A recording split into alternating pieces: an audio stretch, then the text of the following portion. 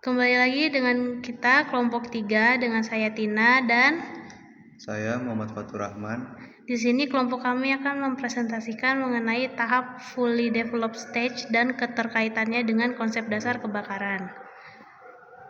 Selanjutnya akan dijelaskan oleh Fatur. Nah, di sini saya akan menjelaskan tentang pengantar tahapan perkembangan api. Kebakaran berkembang melalui 4 tahap, yaitu ignition, growth, fully developed, dan decay. Pada tahap fully developed, seluruh bahan bakar sudah ikut terbakar. Suhu ruangan sangat tinggi, bisa di atas 1000 Celcius, dan ini titik di mana api mencapai kekuatan maksimum. Dan di kedua, saya akan membahas proses yang terjadi di fully developed stage. Pada tahap ini yang saya baca di artikel dan referensi, semua bahan mengalami pirolisis total, menghasilkan gas mudah terbakar, dan reaksi pembakaran terjadi cepat dan stabil karena oksigen maksimal, tekanan dan suhu mengangkat tajam, panas menyebar melalui konduksi, konveksi, dan radiasi. Dan kita lanjut ke hubungan dengan segitiga. Nah, di sini akan lanjut dengan hubungan segitiga api atau tetrahedron api. Segitiga api terdiri dari bahan bakar, panas, dan oksigen, yaitu tetrahedron menambah satu unsur lagi satu reaksi kimia berantai. Dan pada tahap fully developed, semua unsur sudah maksimal. Jika salah satu terganggu, api akan langsung padam, tidak akan menguap terjadinya ada api. Nah, di slide 4 ini saya akan menjelaskan tentang hubungan dengan pyrolysis dan flammability range. Pyrolysis yaitu bisa disebut pemanasan bahan padat yang menghasilkan gas mudah terbakar. Flammability range, batas konsentrasi gas di udara yang bisa terbakar atau antara LEL atau lower dan UL upper. Pada tahap ini gas hasil pyrolysis berada di rentang yang sangat ideal tersebut, sehingga api bisa terus menyala dan repeat. Dan slide selanjutnya akan dijelaskan oleh Christina. Oke, di sini saya akan menjelaskan slide heat transfer di fully developed stage. Nah, di sini ada 3 mekanisme perpindahan panas atau heat transfer. Ada konduksi, konveksi, dan radiasi, yang mana 3 komponen ini atau 3 mekanisme ini bekerja bersamaan selama fase fully developed. Nah, untuk bagian konduksi, dia ini bertugas untuk mentransfer panas melalui permukaan padat seperti dinding, lantai, dan struktur baja. Untuk konveksi, dia ini tugasnya membawa panas melalui pergerakan udara panas yang naik ke atas dan menyebar ke ruangan lain. Untuk bagian radiasi, dia ini fungsinya untuk memancarkan panas ke segala arah, memanaskan benda-benda di sekitar hingga akhirnya ikut terbakar. Kombinasi ketiganya membuat penyebaran api menjadi sangat cepat dan sulit dihentikan. Dalam kasus nyata seperti kebakaran gedung Kejaksaan Agung pada tahun 2020, penyebaran panas radiasi yang kuat menyebabkan ruangan-ruangan lain ikut terbakar hanya dalam hitungan menit. Ini memperlihatkan jelas bagaimana mekanisme heat transfer bekerja secara destruktif pada fase ini. Selanjutnya, pada contoh kasus nyata. Nah, kita ambil contoh kasus nyatanya yakni pada kebakaran gedung Kejaksaan Agung RI yang terjadi pada tahun 2020, yang mana api cepat menyebar di lantai atas dan ini menjadi indikasi fully developed stage. Lalu juga banyak bahan mudah terbakar seperti kertas, kayu, dan furnitur lainnya. Radiasi panas tinggi ini yang juga mempercepat penyebaran api antar ruangan. Kesimpulannya, pada dasarnya tahap fully developed fire ini merupakan puncak dari seluruh proses kebakaran, di mana semua faktor fisika dan kimia pembakaran berperan maksimal, sehingga segitiga api dan tetrahedron menggambarkan dasar keseimbangan energi yang menopang api, dan pirolisis menyediakan bahan bakar gas.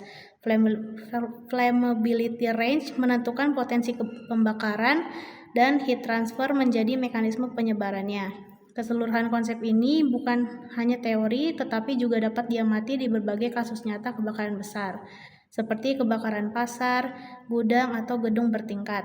Pemahaman yang mendalam mengenai fase ini penting bagi petugas pemadam kebakaran dan praktisi K3 agar dapat menentukan strategi pemadaman yang efektif dan mengantisipasi Pemahaman yang mendalam mengenai fase ini penting bagi petugas pemadam dan praktisi K3 agar dapat menentukan strategi pemadaman yang efektif dan mengantisipasi potensi flashover sebelum api berkembang secara total. This chair is an example of a fuel-controlled fire. As a fire Note the 4 progresses, it stages of passes fire. through 4 stages. Ignition, 1.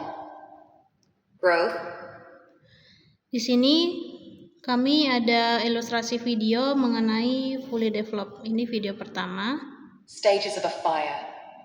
As a fire progresses, it passes through 4 stages. 1. Ignition stage. The initial stage of a fire is usually associated with a small fire and small amounts of smoke. Recognizing a fire at this stage provides the best opportunity of extinguishing the fire or escaping safely. 2. Growth stage. This is where the fire moves from its point of origin and starts to involve other combustibles. The growth stage can be extremely rapid depending on factors like the combustibles that are nearby, the ceiling height, and if there are open windows nearby. A fire in the growth stage is more difficult to stop. If you spot a fire at this stage, raise the alarm and leave the vicinity immediately. 3. Fully developed. This is the hottest and most dangerous stage. It occurs when the growth stage has reached maximum ferocity. 4. Decay. Often the longest stage. This is when the fuel or oxygen is used up. Never enter an area where there has been a fire until you have been given the all clear. Oke, tadi sebelumnya itu ada 4 tahapan. Longest stage. This chair is an Stages example of a of a fire. fuel-controlled fire. Note the 4 stages. Nah, untuk yang Fully bagian developed. This is the hottest. 4. Decay. Untuk yang bagian ignition, growth sama decay akan dijelaskan oleh kelompok lain. Lalu nih ada ilustrasi So, lain mengenai Ignition, 4 tahapan itu. growth, full development,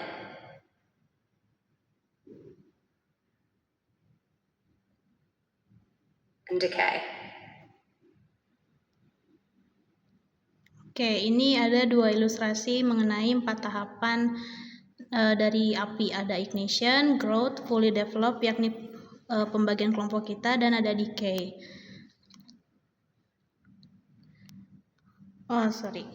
This chair is an Stages example of a of a fire. fuel-controlled fire. Balik lagi kesimpulan. Jadi pada tahap fully developed fire ini bukan hanya fenomena teknis, tetapi juga peringatan penting bagi penerapan K3 dan manajemen kebakaran di berbagai sektor kerja. Pada titik ini, upaya pemadaman langsung menjadi sangat sulit karena suhu ekstrim, asap tebal, dan berkurangnya kadar oksigen. Oleh sebab itu, pencegahan sejak tahap awal sangatlah krusial. Pengenalan sumber api, penyimpanan bahan mudah terbakar yang aman, serta sistem deteksi dini seperti smoke detector dan heat detector harus menjadi prioritas dalam setiap lingkungan kerja. Selain itu, pelatihan bagi pekerja untuk memahami fase perkembangan api dan cara memutus segitiga api menjadi langkah penting dalam menghindari terjadinya kebakaran besar. Misalnya dalam industri percetakan yang menggunakan pelarut toluena. Penerapan ventilasi yang baik dan penyimpanan bahan kimia sesuai standar dapat mencegah akumulasi uap yang berpotensi terbakar. Dengan memahami karakteristik fase fully developed fire dan keterkaitannya dengan konsep dasar seperti pirolisis, rentang mudah terbakar atau flammability range, serta transfer panas atau heat transfer, para pekerja dan petugas K3 dapat merancang langkah mitigasi yang lebih efektif.